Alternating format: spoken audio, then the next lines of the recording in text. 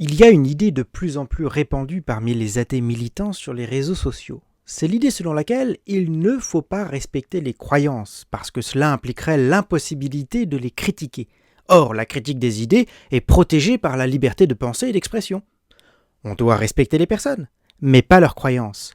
Les croyants ne devraient pas se sentir blessés par la critique de leurs croyances, parce que leur personne ne se confond pas avec leurs croyances. Que penser de cette idée et de l'argumentation qui la soutient ? Eh bien, je ne suis absolument pas d'accord. Il y a une incompréhension de ce que signifie le respect des idées ou des croyances. Et il est impossible de défendre une rationalité critique sans le respect des idées ou des croyances.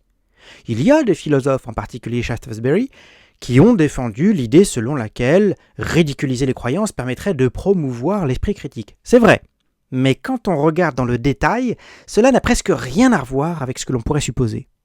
Dans l'argumentation qui est avancée, il me semble qu'aucune prémisse n'est juste. Il est faux d'affirmer qu'on ne peut pas critiquer les personnes, il est faux d'affirmer que le respect implique l'impossibilité de la critique, et il est faux d'affirmer que la critique d'une idée n'implique pas la critique des personnes qui y adhèrent. On peut tout à fait critiquer des personnes. On peut dire que les superstitieux sont irrationnels. On peut dire que les violeurs et les meurtriers sont odieux. Bien sûr, on n'a pas le droit de mentir, d'accuser sans preuve, mais on peut tout à fait critiquer les personnes. On peut respecter une idée et la critiquer. Il arrive assez souvent qu'un parlementaire s'adresse à un autre en lui disant « Je respecte vos idées, mais je ne suis pas d'accord », suivi d'une série d'objections. Le respect n'est ni la soumission, ni la censure, ni l'adhésion.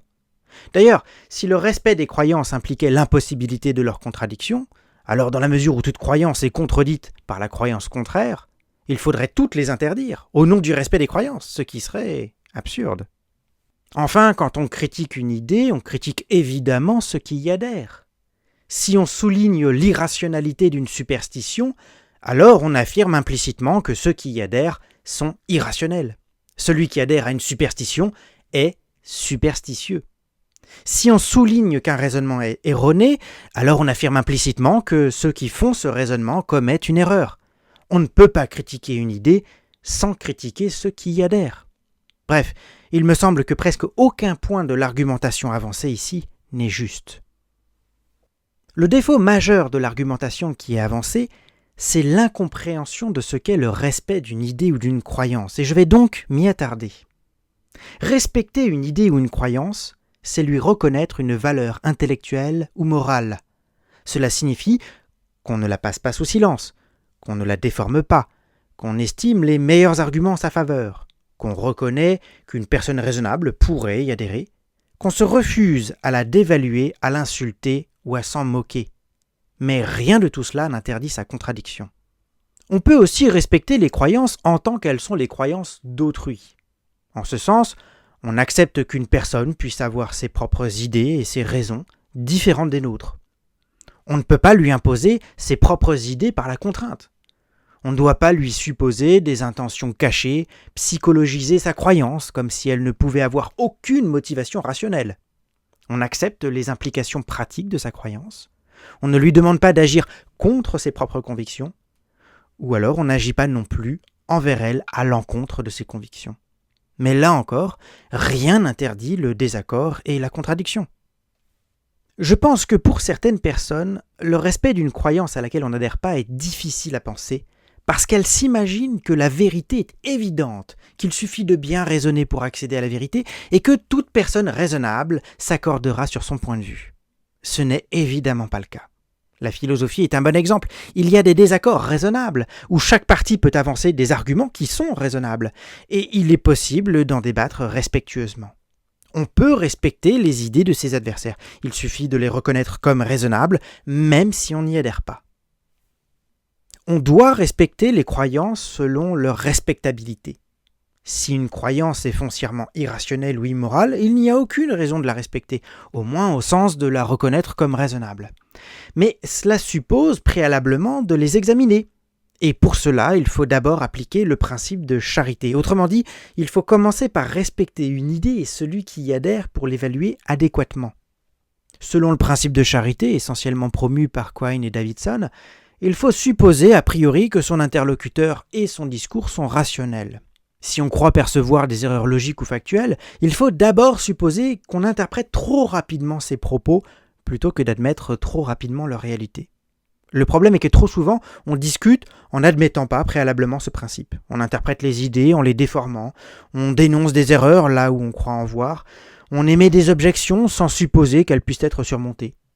C'est particulièrement le cas lorsqu'on est pressé d'avoir raison. Et la victoire est d'autant plus éclatante que l'adversaire est supposé stupide. On place alors sur lui une charge émotionnelle qu'il devra contrôler, lui dont les idées ont été déformées et moquées, s'il veut éviter un débat stérile, ou sinon, il faudra polariser définitivement le débat. Dans cette situation, il est peut-être préférable de dépersonnaliser le débat. Il vaut mieux ne pas répondre quand les conditions de possibilité d'une discussion raisonnable ne sont pas réunies et répondre aux objections dans un contexte plus sain et plus raisonnable. Le principe de charité semble assez évident. Comment peut-on prétendre chercher la vérité si on ne fait pas l'effort de chercher à comprendre les thèses adverses et les arguments qui les soutiennent ? Imaginez un monde dans lequel, sur Facebook ou sur Twitter, chacun ferait l'effort de prendre au sérieux les idées d'autrui, de les écouter, de les comprendre de la façon la plus juste possible. Mais combien de débats complètement vains éviterions-nous ? Le principe de charité peut sembler évident. Et pourtant, Shaftesbury est réputé avoir défendu un principe en apparence totalement opposé. Shaftesbury a défendu l'idée que le ridicule était un test de vérité pour toutes les idées et les croyances, et en particulier les croyances religieuses. Mais qu'est-ce que cela signifie concrètement ? Les commentateurs de Shaftesbury avancent 3 interprétations qui sont autant d'aspects de sa thèse. D'une part, le test du ridicule peut signifier que toutes les propositions incongrues sont fausses. Il suffit donc de ridiculiser une proposition pour savoir si elle est fausse, les propositions vraies sortant indemnes de ce test. D'autre part, le fait de ridiculiser une idée peut servir de test de sincérité. Les hypocrites et les charlatans qui veulent être pris au sérieux abandonneront une idée ridiculisée, tandis que ceux qui sont sincères y resteront attachés. Enfin, le ridicule comme test de vérité peut signifier qu'il faut aborder la vérité avec humour, libre et détaché. L'humour est plus propice à l'échange, à la tolérance, à l'ouverture, à l'examen détaché et objectif des idées. Il est plus agréable et exige moins de soumission qu'un exposé sérieux. Shaftesbury va jusqu'à considérer le sérieux comme l'essence même de l'imposture. Alors que des groupes d'enthousiastes, c'est-à-dire des mystiques, troublaient l'ordre public en annonçant la destruction prochaine de Londres, Shaftesbury recommanda de laisser le public les ridiculiser. Une persécution les aurait encouragés, alors que le rire peut les guérir de leur esprit mélancolique. La proposition de Shaftesbury paraît étrange. Ne risque-t-il pas de tomber dans le sophisme de l'appel au ridicule ? Celui dont le sophisme est découvert ne pourra-t-il pas se dédouaner ? Je rigolais. N'est-il pas naïf de croire que la vérité sera plus forte que le ridicule ? La moquerie n'encourage-t-elle pas le conformisme et l'hypocrisie face à la pression sociale plutôt que l'exercice de la raison ? Par la moquerie, ne risque-t-on pas de passionner les débats, de les rendre impossibles ou de les polariser ? Une bonne partie de ces critiques sont justifiées dans l'absolu, mais elles ne concernent pas Shaftesbury. Shaftesbury avait un vocabulaire très relâché, peu rigoureux, ce qui a pu tromper ses lecteurs. Mais l'humour dont il parlait n'était ni moqueur ni bouffon. Il plaidait pour un humour critique, bienveillant et modéré. Une bonne partie des critiques à son encontre ne sont pas justifiées. Mais ses disciples, toute l'Europe des Lumières ayant été influencée par Shaftesbury, n'ont peut-être pas toujours fait preuve d'autant de retenue. Quoi qu'il en soit, même si on admet cette concession, la thèse de Shaftesbury reste critiquable. La première grande objection concerne l'identification du ridicule au faux. Pour Shaftesbury, le ridicule se caractérise par l'incongruité. Or, la vérité ne peut pas être incongrue. Mais pourquoi ? Comme le remarque Berkeley, ce qui apparaît ridicule est subjectif et dépend de l'époque. Autrefois, l'héliocentrisme et la circulation sanguine paraissaient ridicules. Aujourd'hui, ce sont ceux qui le nient qui paraissent ridicules. William Warburton ajoutait que le ridicule n'a jamais permis de découvrir une erreur. Ce sont plutôt les erreurs déjà connues qui sont ensuite ridiculisées. Enfin, John Brown se demandait si l'humour et la raison ne sont pas 2 facultés indépendantes ayant des buts différents, auquel cas leur identification, leur collaboration n'est pas si assurée que cela. Shaftesbury se moquait des enthousiastes, mais il croyait lui-même en Dieu.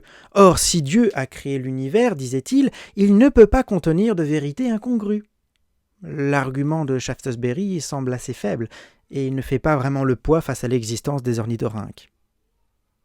La deuxième grande objection concerne la capacité des hommes à rire sans nuire à la vérité. Leibniz notait que les hommes aiment moins raisonner que rire. Ils s'emportent rapidement, ils tombent dans la bouffonnerie, y compris les plus éduqués. Il paraît donc illusoire que le rire puisse servir à la raison. Shaftesbury reconnaît cette difficulté. Il admet que cela suppose de la maîtrise de soi et un contrôle de la raison. Bien qu'il soit partisan de la liberté d'expression, il pense qu'il faut limiter l'expression publique aux convenances et que la liberté ne peut être véritable que dans un cadre privé entre personnes éduquées. Néanmoins, il s'oppose à la censure et il pense que dans une société libre, chacun apprendra à faire un usage raisonné du rire de telle sorte que la vérité triomphera. Manifestement, Shaftesbury n'a connu ni Internet, ni les trolls, ni les fake news. Une fois que Shaftesbury a fait toutes ses concessions, on a l'impression qu'il ne reste plus grand-chose de subversif dans sa thèse originale. L'insistance sur la raison et la bienveillance le rapproche finalement du principe de charité, auquel on aurait ajouté le caractère agréable de l'humour dans un cadre privé entre personnes matures et consentantes. Il n'y a pas de vertu intellectuelle en dehors du respect des idées et des croyances. On doit au mieux considérer leur valeur intellectuelle et morale, ce qui n'interdit pas de les contredire. Mais ça interdit clairement sur le plan moral de les insulter ou de s'en moquer. Non, le troll n'est pas un héros de la pensée et les mêmes ne sont pas des thèses académiques. Si on veut un minimum faire avancer la raison, il faut respecter les idées et les croyances. Si vous avez aimé cette émission, n'hésitez pas à la liker et à vous abonner. Si vous l'avez regardée jusqu'au bout sans l'avoir appréciée, je peux comprendre que vous vous sentiez un peu ridicule. Mais n'oubliez pas, le ridicule ne tue pas et ce qui ne tue pas rend plus fort. C'est donc un mal pour un bien. Et sur ce, je vous dis à très bientôt.